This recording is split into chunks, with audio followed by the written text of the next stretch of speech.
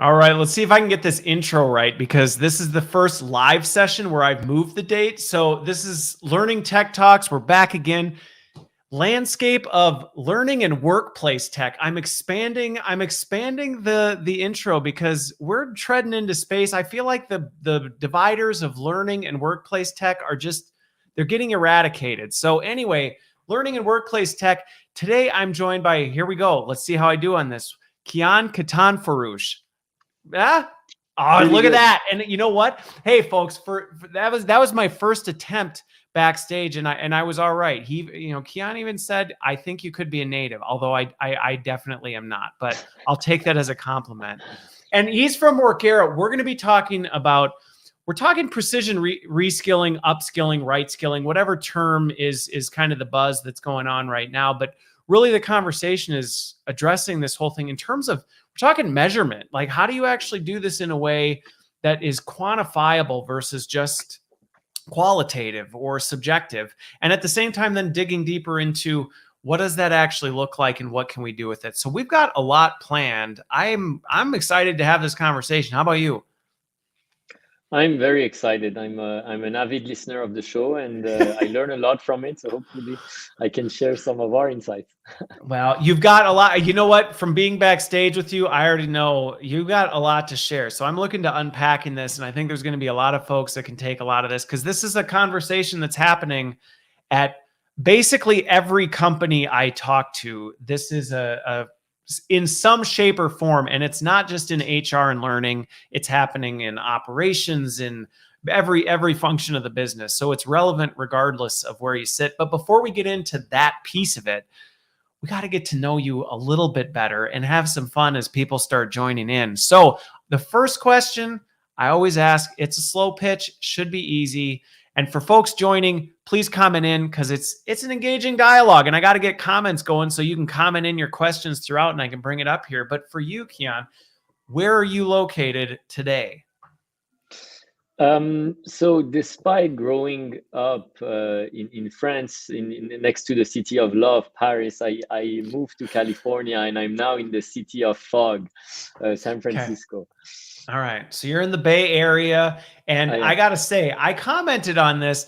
You've got probably one of the coolest backgrounds I think I've had from a guest. There is a lot to admire in the background. So I always like that because then it's just interesting. I was actually observing the anchors on, I think those are your sheets or like the top spread on your bed. Pretty cool. Exactly, I like exactly. it. So I'm where I always am. My background never changes. I feel like if I ever do one of these episodes and the background's wildly different, people aren't even going to know how to respond to it. So here in Wisconsin, as usual. So the other question for you, and I'm curious because you've got lots of data on this, you're talking to lots of folks, but I'd also love your personal opinion. What is a skill? We're talking about skills that, as you've seen what's happened in the recent years, that if you said, hey, universally, and maybe there's not a universal, but a vast majority, if you could tell people this is a gap I see across the board, what would that skill be for folks? Yeah, I think a timely skill to learn is how to work remotely. I think the world is changing. More and more companies are hiring remotely. You can now work for a company that is in a different country or located in a different country than you are. But it takes a lot of time and effort to work remotely, and it doesn't happen magically. For example, we are split across 15 different countries. So we had to figure out what it means to work remotely and train our teams to work remotely. Okay. That means learning how to document and how to share and when to share and who to share with. We had to learn what tech stack to use. So we have asynchronous communication, we have synchronous communication, we have text communication, audio communication, video communication, depending on what message you're trying to convey. And then generally speaking, I think there's a lot of cultural challenges when working remotely because you tend to work with different cultures, and being open-minded and receptive to the variety of cultures in a team is also a skill that needs to be developed. Okay. Well, you know that's overwhelming. The thing about it that I think is interesting about that one is I agree with you. I think as in general, people are languishing in this area in terms of being like, I don't really know how to do this very well. And I think part of the problem that you just unpacked is it's extremely multifaceted. When you think about the complexities of I mean, hybrid work, remote, whatever you want to call it, where, I mean, people are all over and they're doing different things, and you're trying to figure out, how do we communicate? How do we collaborate? What are the different tools? Then you layer on all the technology that's on top of it, where, I mean, I know even with my own team, sometimes it's like, well, which app are we using for this? And you're like, and if people don't know, it feels very confusing and overwhelming for folks. So I would tend to agree with you on this. And I don't think we're going back. So I think universally, we've got some skill development to happen. Yeah. I'm probably going to support. Go for it. No, I was going to say some companies are going back, but I think as a job seeker, or as a member of the community, you're closing your career to a subset if you're not working remotely. And so the number of opportunities available to folks is just drastically smaller if they don't work remotely, which is a consideration to take. I think it was Apple. I just saw a news article the other day. Apple, like April 1st is kind of the expectation. I'll be interested to see how that plays out for them, because depending on who you talk to, there's some folks that really are like, if that happens, I'm not going to go. Now, Apple may be able to pull it off because they're Apple. And so some people might be willing to kind of deal with it. And hey, they've got a pretty cool campus. So I suppose if you're already living out there, it's not the worst place to have to go every day. Indeed. But I agree. You're limiting your talent pool. It's risky business to kind of take such a hard stance on it. So will be interesting to watch as 2022 plays out. Okay, so let me transition, because I don't have another skill to add to that, because I was actually going to say, I guess the one, you know what, I'm not even going to go there because we're too far in and we'll end up taking way too much time, and then that'll be the discussion, and that's not the point, even though it's related to skills. So let's do this piece, because you started Workera. We are going to describe what it is, but I am curious your background, because we're talking AI, skill development, all this stuff. How did you end up leading a company that's focused on that? Or do you have a background in tech development? Like where did that come from? I'm trained as an engineer. Okay. And I started my first companies quite early during my studies, and learned a lot from it.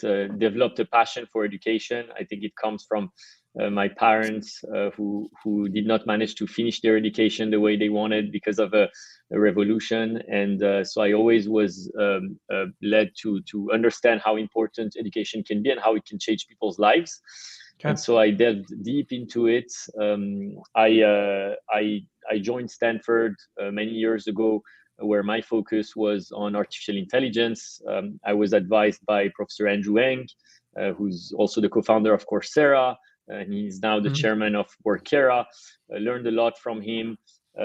Ended up creating AI classes with him that we were fortunate to teach to millions of people in a very short amount of time. So seeing firsthand how people learn and build AI applications to impact their own industries across the world.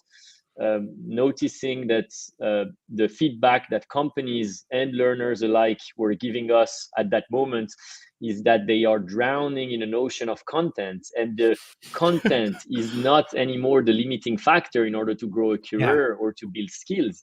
But the questions that they would ask us were, what are the skills that we have? We don't know. What are the skills we don't have? What are the skills we need to build to build the future, and how to learn them, and also how to measure our improvement and know where we stand all along the way. And so I spent a few years delving deep into measurements, taking learnings from our field, artificial intelligence, mixing it with knowledge from psychometrics, mixing it with knowledge from enterprise upskilling, and then this led to Workera. Yeah. Okay. Well, and this ties back. There's two things that, based on what you just said, I want to kind of unpack a little bit.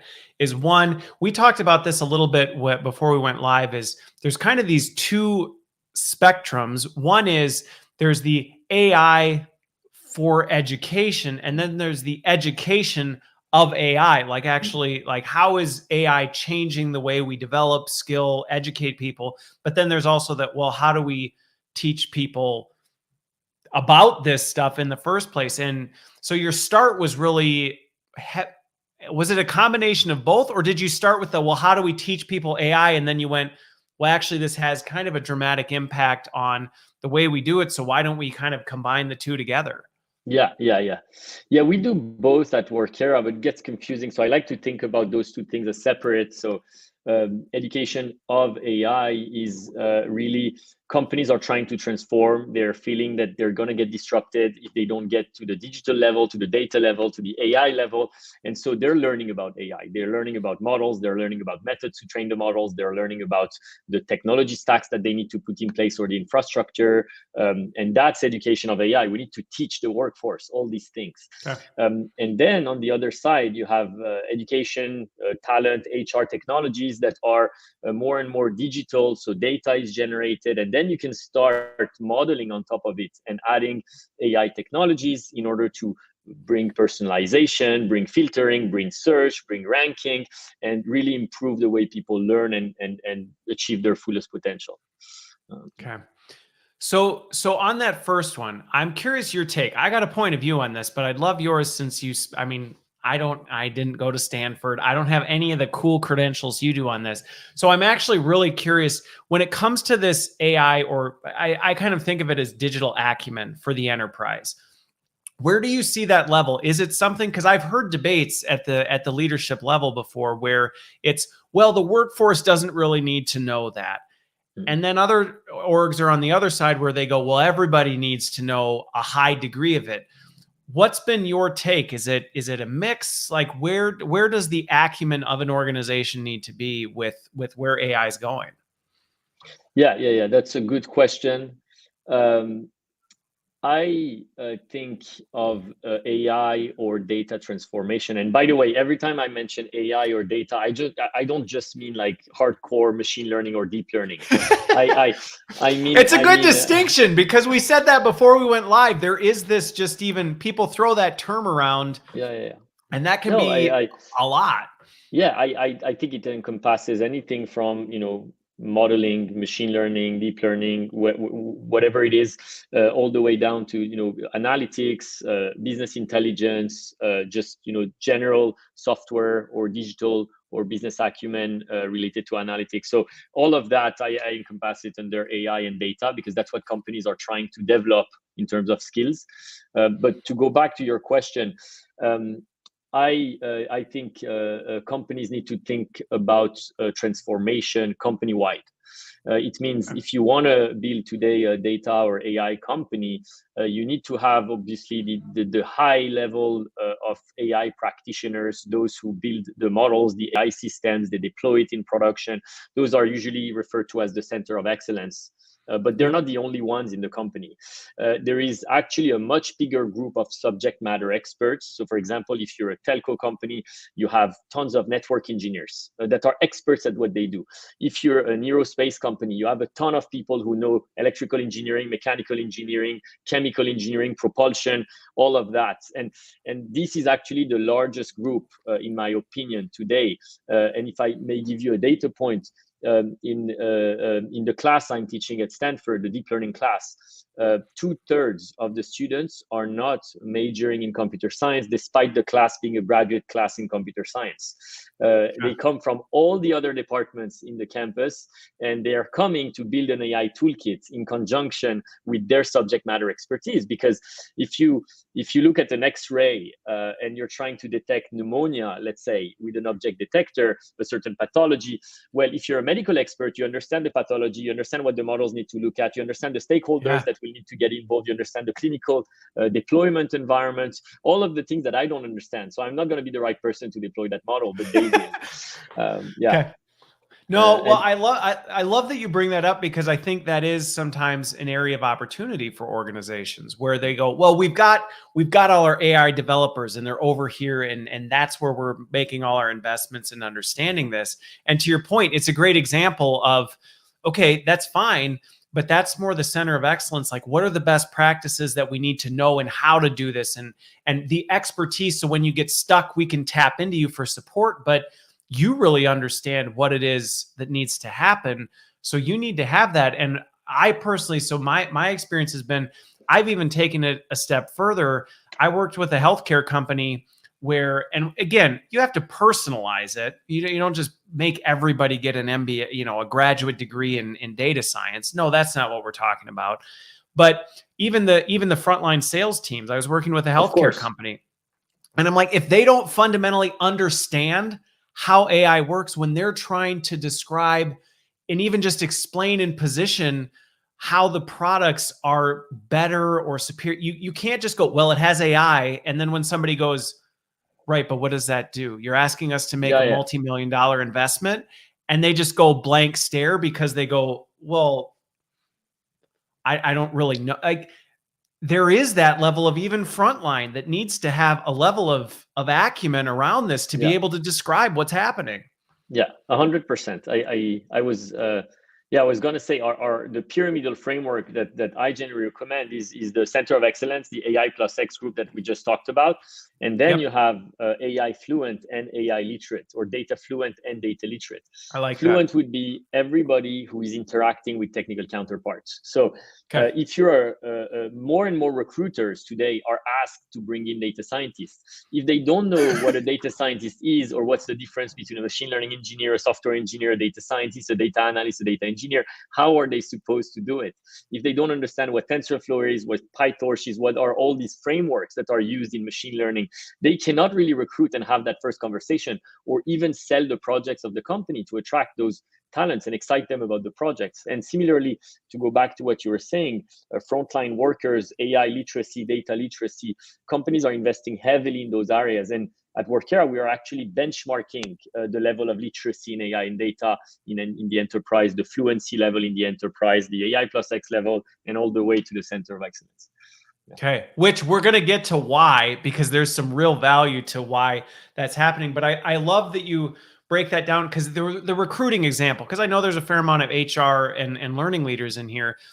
I think sometimes, and you look at where the talent market's at right now, sometimes you can even say, even to be able to vet candidates. So you can look at it from a very organization centric, well, it helps us better have those conversations. But at a time right now where the talent market is hot, and I can just tell you from talking to talent acquisition leaders, trying to recruit these people right now is a competitive business. And you're doing just as much selling on, these are the kind of, like you said, these are the kind of projects we're working on. Here's where we're going. This is the kind of work that's being done in our organization. If the people that are having those initial conversations don't understand what they're talking about, you can be losing talent because you may be doing the coolest, most exciting things in the space. And if you can't get that message out and help people understand that, those people are going to walk to somewhere else that goes, we did a better job selling it. So I think that frontline connection, or I like the distinction between, hey, everybody just needs to at least have working knowledge, but anybody who's interacting at any degree should be literate and be able to articulate this stuff. Yeah. Okay. So let me ask you this, because we've been talking quite a bit now about AI and what's all happening. And we've mentioned Workera. You've dropped a few hints at some of the things you do. How do you describe it to folks? Because there's a lot of marketing speak flying all over the place. But when you actually sit down with someone and they say, so what does Workera do? How do you describe it so that somebody goes, oh, okay, that makes sense? Yeah. I would say that at a high level, Workera is not a content provider. That's why I clarified at the beginning. We don't create educational content. We are a skills technology company that can help organizations, whether it is an enterprise, a government, or another organization, measure, develop, and analyze and track the development of skills in the company. The two main offerings that we have is computer adaptive skills assessment that is highly rigorous and precise, very granular, and a precision upskilling platform where we deliver, based on the skills data, personalized learning plans to the workforce to make sure that they're learning effectively, and through their learning, everything is being measured and an improvement can be demonstrated. The content that is featured in those learning plans is free content that is available and that we have indexed online and curated carefully. It can be paid for enterprises who have purchased a license, and we have integrations with the likes of Coursera, LinkedIn Learning, other platforms, or even content that has been developed in-house and enterprises want us to index in those learning plans. Yeah. Okay. But to your point, and I think this is an important one for folks in well, I would say even in the L&D and outside the L&D space, is the fact that a lot of times we do over-index on the content piece. We over-index on that. Well, if we just get the right I love the fact you said we've kind of curated some of this free content, because was there a point where there wasn't enough content? I would say yes. There was a stage at some point where we didn't have enough stuff. I don't know that that's really the problem anymore. It's like you said earlier, the sea of content that's like, so on this assessment piece, I want to dig into this a little bit. And Rebecca, I see your question, so I promise I will get to it. I am curious though on this, when you say assessment, because I've seen this used very loosely in terms of we're assessing skills. Unpack for me a little bit what you mean when you say skill assessment, because there is a wide spectrum when people say, well, we assess skills. Yeah, that's very important actually to clarify. So let me start by saying that what we mean by skills assessment is extremely granular skill assessment. In other words, something like machine learning is not a skill for us. And many platforms will talk about machine learning as a skill. Learners will complete a course in machine learning and would say, I have the machine learning skill. Right. Or I don't have the machine I'm learning a +3. I'm a +3 in machine learning because I took this overview course on machine learning. Exactly. Or even sometimes it's scraped on a document, on a resume, and it's mentioned and there's a keyword. And so the person has the machine learning skill. We don't think about it like that. For us, machine learning is a domain that breaks down into subdomains, understanding the models, understanding the method to train the models, understanding how to structure machine learning projects. Those subdomains break down into topics, which break down into subtopics, which break down into skills. And so at the end of the day, machine learning is hundreds of skills that can be measured with a highly reliable and valid computer adaptive assessments. And so we do the item writing in-house. So we have an entire process with psychometricians that allow us to make sure whatever we write is measuring what it's supposed to measure. Because it's easy to write a quiz, it's very hard to write a rigorous assessment that measures the right levels of cognition across these, all these skills. And then we have our computer adaptive platform. You want to make sure that you are being effective at measuring. You want to measure people across thousands of skills, but you don't have thousands of hours to measure them across thousands of skills. So you need to be effective. You need to make sure that every question that is served to a user is served for a purpose, because you're trying to uncover something based on the history that you have with that user. And so we build our platform in order to maximize the information about the test taker and be able to serve them rich feedback as granular as possible. Here is where you're good at. These are the 75 skills that we think you have today. These are the 72 skills that we think you need to improve in. And then based on that feedback, we generate the personalized learning plan, and we call that precision upskilling. Okay. I really, so Rebecca's question, and I think hopefully Rebecca comment in and you can add clarifying questions if you want, but I think hopefully that actually paints a really good picture on what you mean by this in terms of, well, how do you actually fill those gaps? Because what you just brought up to me is a big challenge, and it's an opportunity area that I've seen in a lot of areas where machine learning is an example. You see it in power skills too, communication. Exactly. Communication is not a skill. Communication is hundreds of skills.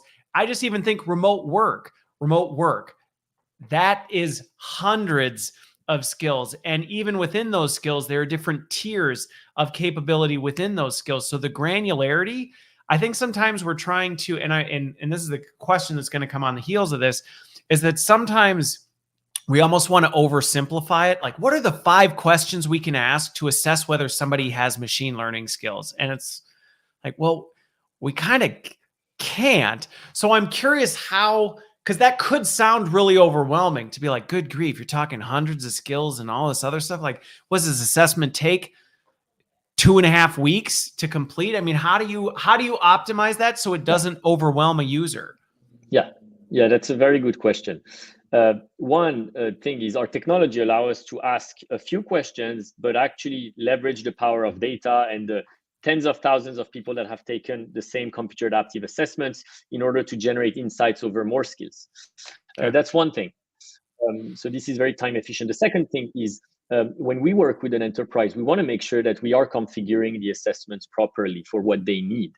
And so the upfront work is to put together those configurations. What does the workforce of the future look like for you? What are the skills that you want your workforce to demonstrate?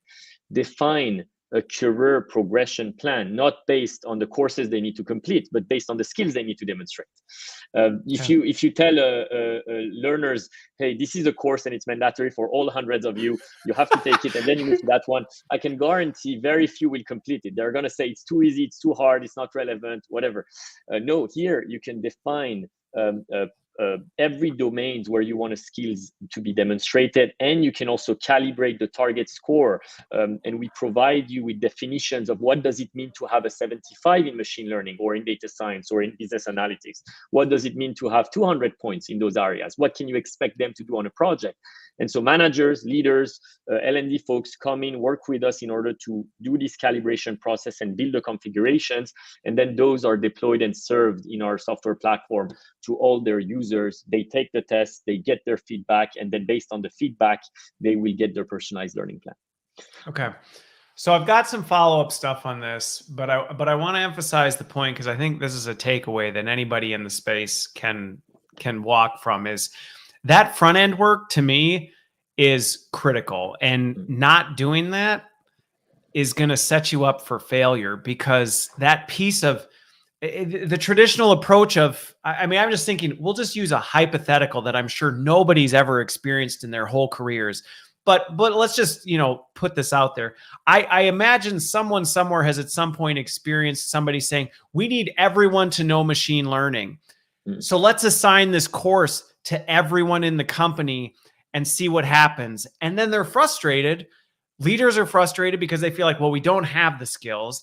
People are frustrated because they feel like, well, good grief, you assigned me a bunch of stuff that I have this doesn't have any context for me whatsoever. It's just a mess. It's just a hot mess of things. So that front end piece takes some time. My follow-up question to that is, though, that is an uncommon conversation, or less common than it needs to be for a lot of people. And I will say a lot of leaders aren't used to having that conversation of not only what do your people need to do today at this micro level, not this, well, they have to machine learning. No. I'm not asking you machine. I'm saying, what are you trying to accomplish? What are the skills? How good do they have to be? Like, a lot of leaders have struggled with that. And even just the mindset of, you need to think about this now. How do you help drive that conversation with leaders? Because that is unfamiliar territory for, I think, a lot of people. Yeah, I think it's a very big question. I'm going to try to break it down on my end, but I think measurement is the tip of the spear of any talent strategy. You cannot come up with a strategy if you don't know the current state of the nation. And so we always start there. We assess, and we usually have the first configuration. We recommend maybe 1 to 2 hours of assessments for the workforce. And there's insights generated from that assessment. We have an executive readout where we provide all the information at an aggregate level of, here is what you have, here is what you don't have. And then people suddenly realize maybe the content you purchased was actually not the right one to purchase because it's not relevant for the current state of the workforce. They realize that actually there's several emerging groups in the workforce and not everybody has the same acumen. As an example, a mechanical engineer is usually going to be super strong in linear algebra, and so they have a head start in data and AI compared to another sort of engineer. You have to take all of that into account. And so the tip of the spear is the measurement piece. Once you have the measurement piece, then you can do a ton with it. Everything becomes clearer. What do we need to upskill? How long is it going to take? Can you provide us estimates? What is the content that we need to purchase? Is it freely available? Is it paid? Help us with all of that. But we really stress that this measurement piece is the tip of the spear of a talent strategy. And oftentimes it gets us to very interesting conversations with the learning community, where once you have this data, or the skill signal as we call it, that is generated not only upfront but always continuously. It's like a continuous pulse over the skills in the organization, with all the dashboards and the analytics. Then you can think about precision upskilling. How can I deliver mentorship at scale to every employee, so that they almost have a pocket mentor that is telling them, here is the content that we recommend for you because of your level of ability, because of your skills gap. But once you have all these benchmarks internally, you can start comparing yourselves to the best in class out there. You can start using the same assessments for your job applicants. And now you know that Alice, who's an applicant, is actually filling up that gap in this team. And we have exactly the data because we've measured both internally and externally, and everything becomes connected. And I love when HR or talent or learning practitioners think about talent holistically and not separate hiring and recruiting and benchmarking, but it's all together.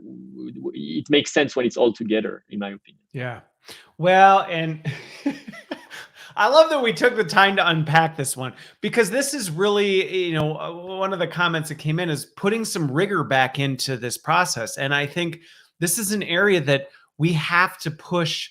We have to push for this, because we a lot of times talk about outcomes, but similar to machine learning being called a skill, I think sometimes we miss when we say, well, we're focused on outcomes. And when you say, well, what do you mean by the outcomes? And it's like, well, we want to reduce retention. And you go, I mean, yes, that's an outcome, but we have to break it down a little bit more than that, because we can't necessarily action against that. And it's there's way too much variability in being able to unpack that. And I think the rigor behind actually breaking it down and saying, okay, well, let's like really at a micro level unpack this. Now, my follow-up question to that, though, is, and I see a couple other questions that I'm going to ask, because this is going to be a fun conversation. One of the areas of opportunity, and personally, I think AI is helping with this tremendously, because this measurement space historically has been extremely difficult and time consuming. To me, this is why I think AI is so beneficial, is the fact that being able to benchmark and pull all these data points and do anything to actually identify, hey, we can do this at scale now, is extremely helpful. But I think sometimes as an industry, we can maybe reputationally be a little slow to take action. It's like, oh, we want to do this assessment. And what our business stakeholders can hear is, so pretty much you're not going to be able to do anything for us for quite some time.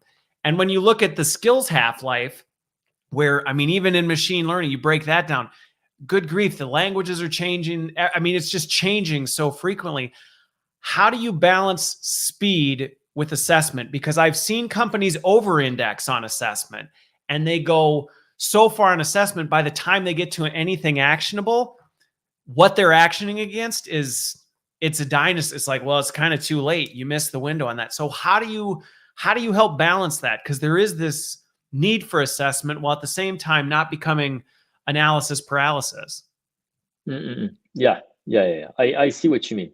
To my view is that I'm not too worried about the time it takes to take an assessment, because I don't think the bottleneck is there. Actually, 2-hour assessments can avoid you taking a 200-hour course that is not relevant for you.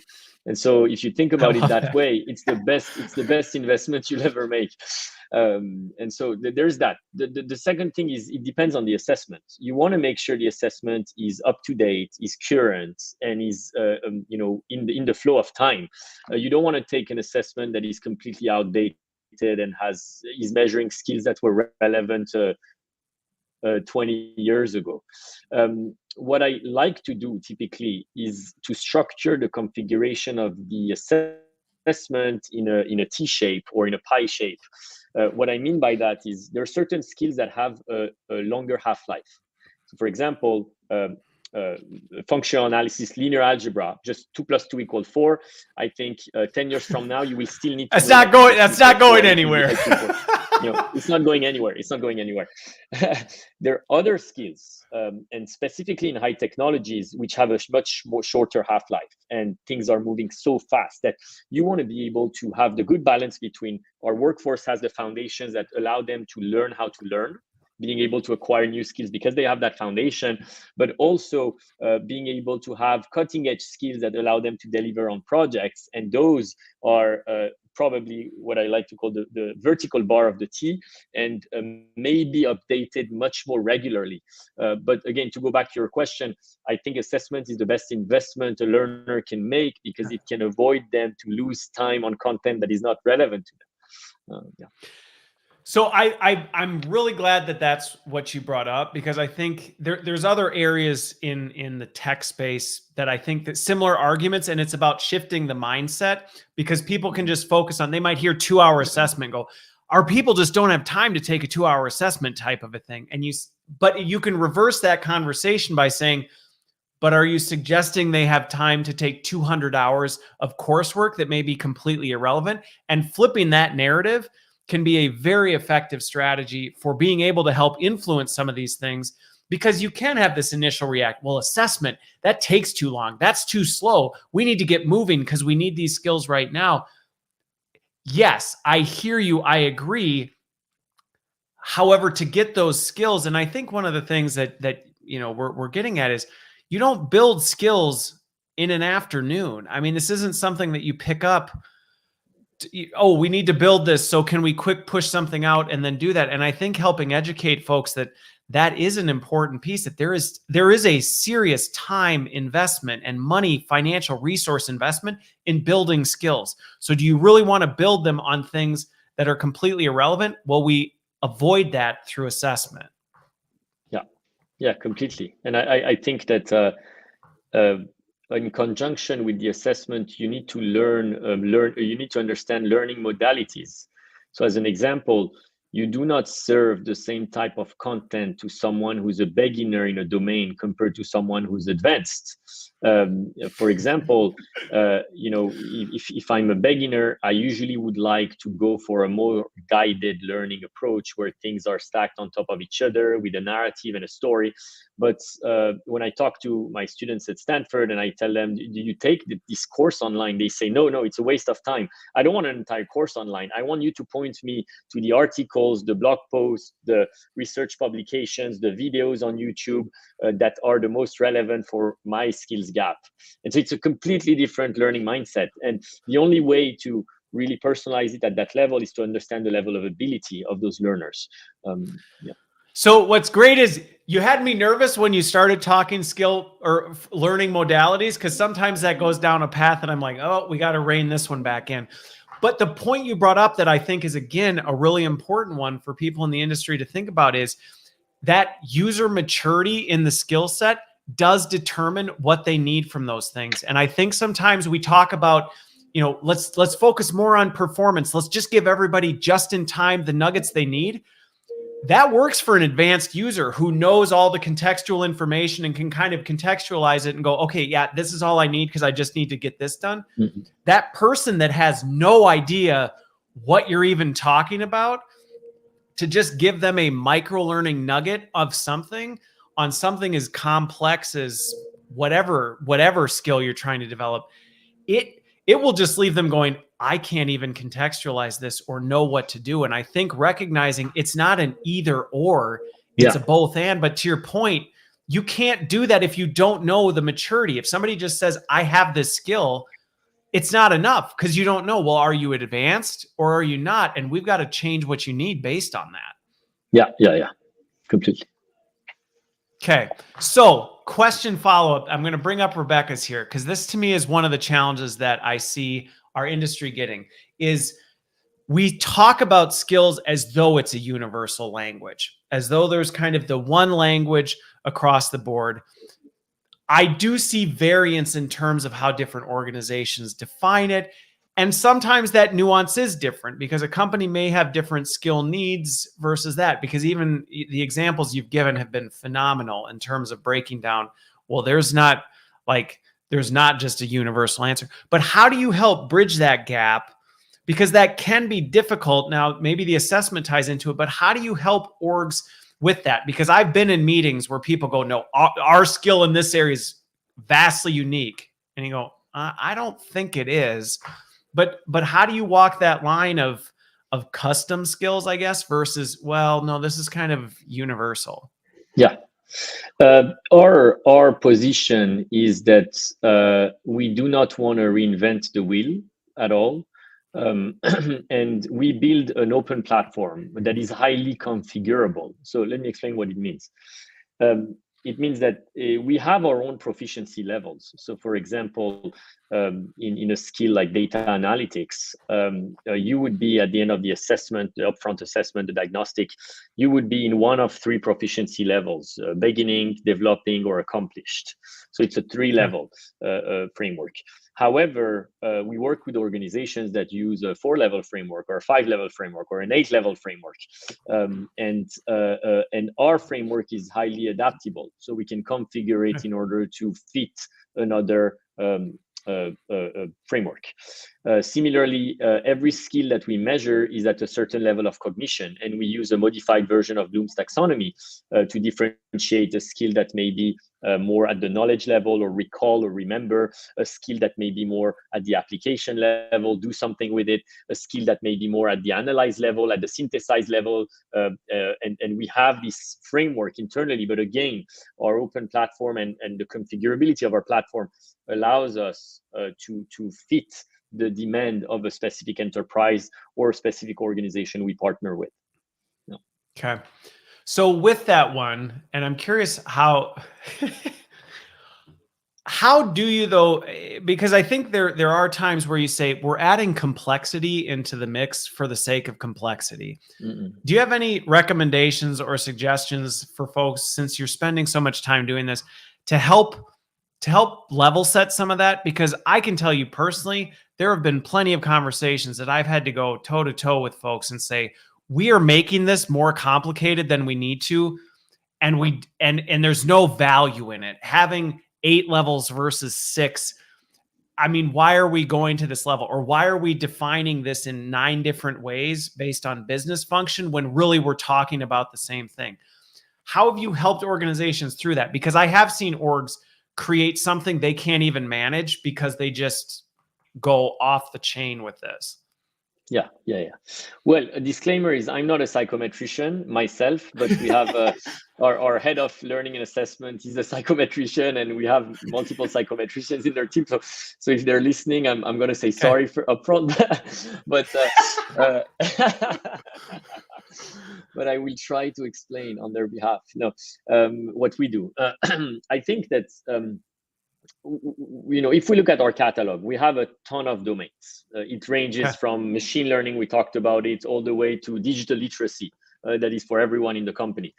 What matters to us when we try to explain those skills and when we get to the executive readout to look at those skills and the data we have collected at an aggregate level and explain it and make decisions based on it, we need to have a standard setting, meaning we need to understand what it means to have a 75 in that domain versus in that domain and a 125.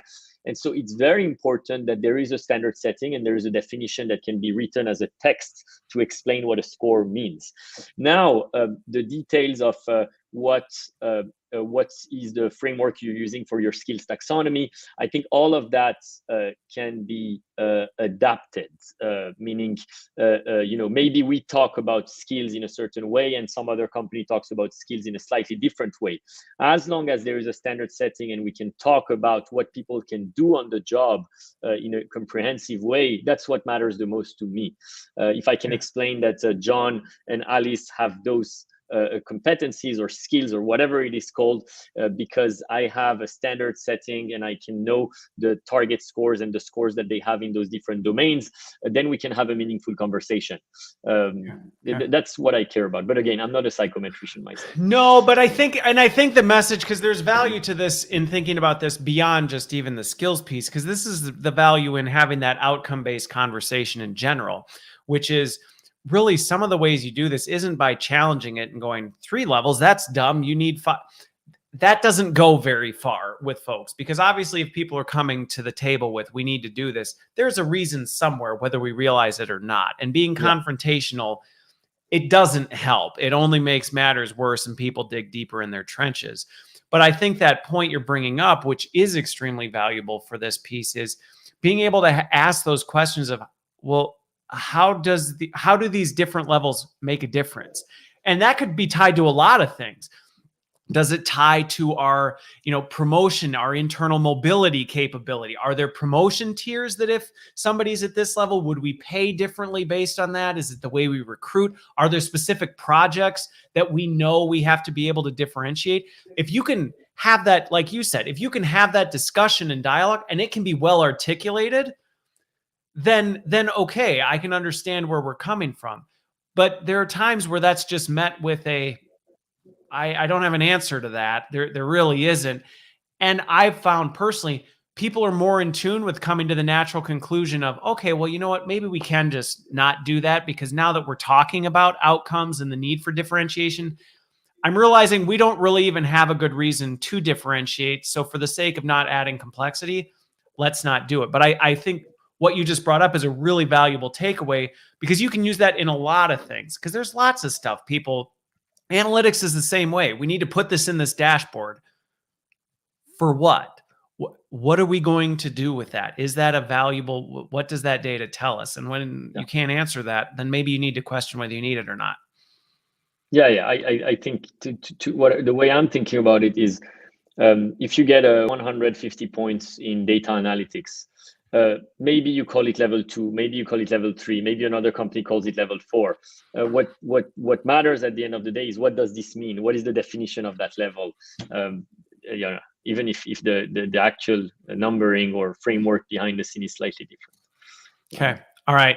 So this next question, I'm actually going to refresh my browsers because it says LinkedIn user, which doesn't help me. And I want to know who asked it, because it's a question that's near and dear to me on this, because this is an area that I don't think enough people are asking. So Sonia, thank you. Even though your name's not showing up, I know it's you.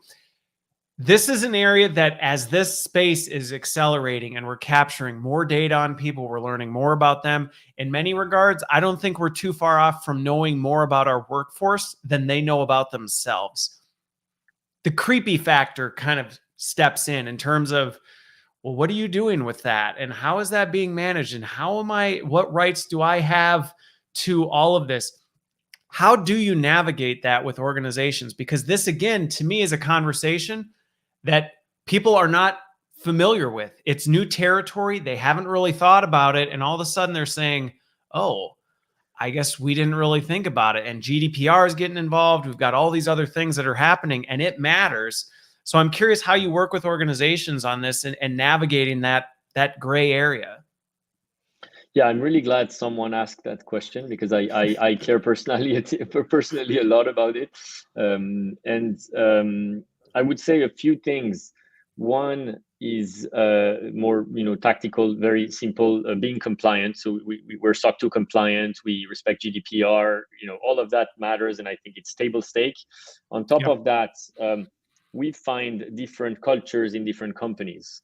So certain companies and their learners want to share everything. They want their managers to see their learning, their scores and abilities, and that's perfectly fine. Our platform can enable that. Other companies are different, and all the levels of permissions and transparency can be embedded in our platform. So, for example, certain companies would like to see the data at an aggregate level, but not be able for the managers to go and see the individual's data, because the data belongs to that individual.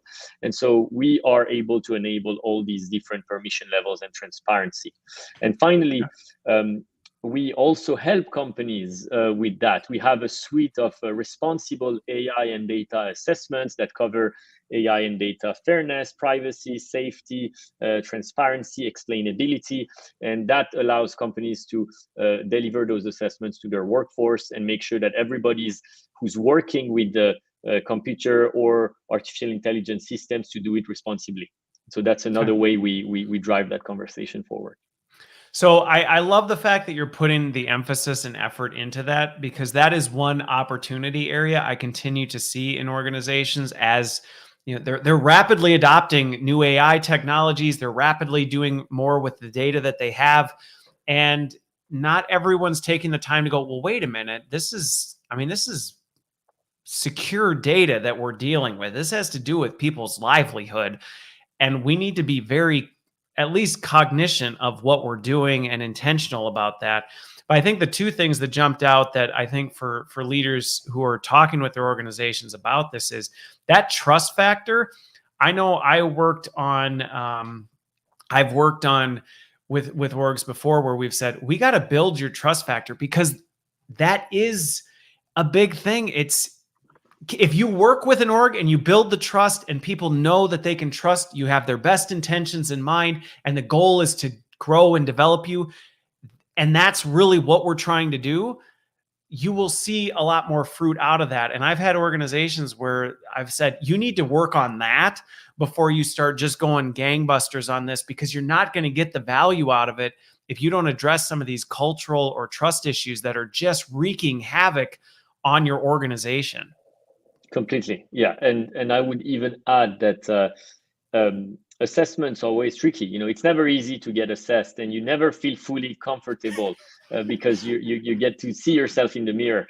But we don't provide a software in a vacuum where, you know, figure how to deliver it to your workforce. Over the years, we've learned how to explain what are the, you know, perks and benefits of taking an assessment. Okay. And we know how learners can get super excited about, I'm going to see my feedback. This is a formative assessment. It's going to help me in my career. It's going to help me get matched to better projects. It's going to help me find the right content, rather than a pass-fail assessment or summative assessment where something's going to happen if you don't do well. Not at all. And so being able to frame and message and communicate that to the teams is critical.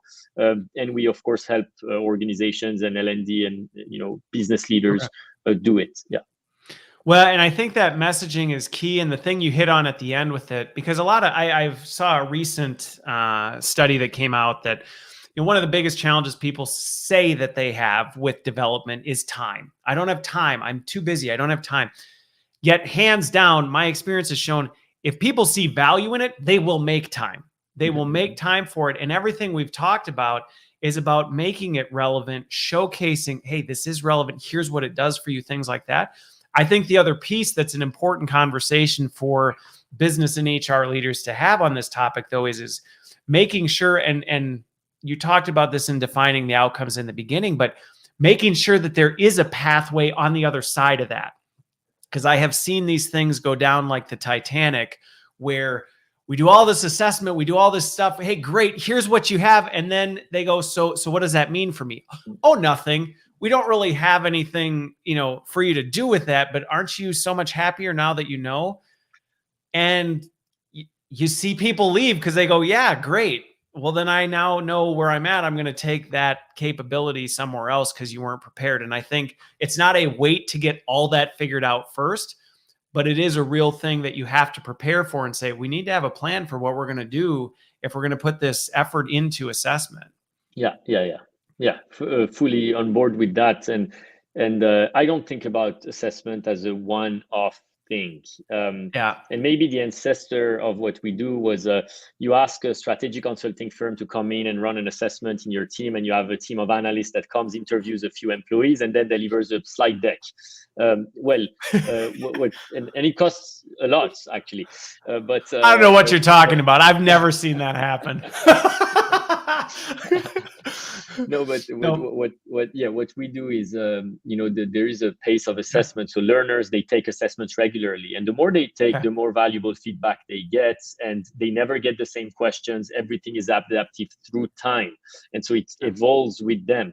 The consequence is, on a regular basis, enterprises can now look at the continuous pulse of the skills in the company, see how much have we progressed in different areas. And so it's not meant to be just, here is the presentation, here is the Once and data, done. figure it out. We actually Yep. work with the enterprise to make sure we are tracking on a multi-year basis how the progress is happening, how are we hitting the benchmarks that you wanted to hit for your company. Some companies tie it to their OKRs to drive the workforce up in terms of skills. And then all the decision-making framework around it, whether it's internal mobility, whether it's precision upskilling, whether it's hiring and recruiting, all of that we support as well.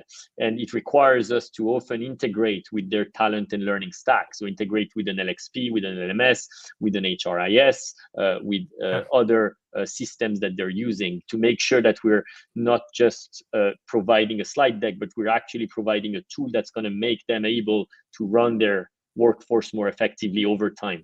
Yeah. Okay. I love that you emphasize that point, because I think this is a shift in mindset when we think about skill assessments, because historically it has been this, all right, we rally the troops, we get a bunch of funding, we go out, we have somebody do this big comprehensive analytics thing, we spend a ton of time and energy on it, and then everybody's so exhausted and we've burned through so much cash that we get to the end and we go, ugh, all right, we did it. And the thought of having to go through it again in 9 or 12 months, people just, it's just not feasible. And I think what you're talking about is breaking that down and making it part of the just lifeblood of the organization of, no, this is an ongoing piece. Yeah. We aren't doing one skill assessment and go, here's what it was for 2022. We'll do it again in 10 years, but actually seeing how that's progressing, how you're measuring along the way. Yeah, completely. And I would say one of the aha moments for me and for the people I work with is when you have an independent assessment engine, completely independent from the content. So you're not measuring against the content, you're measuring independent skills on the job.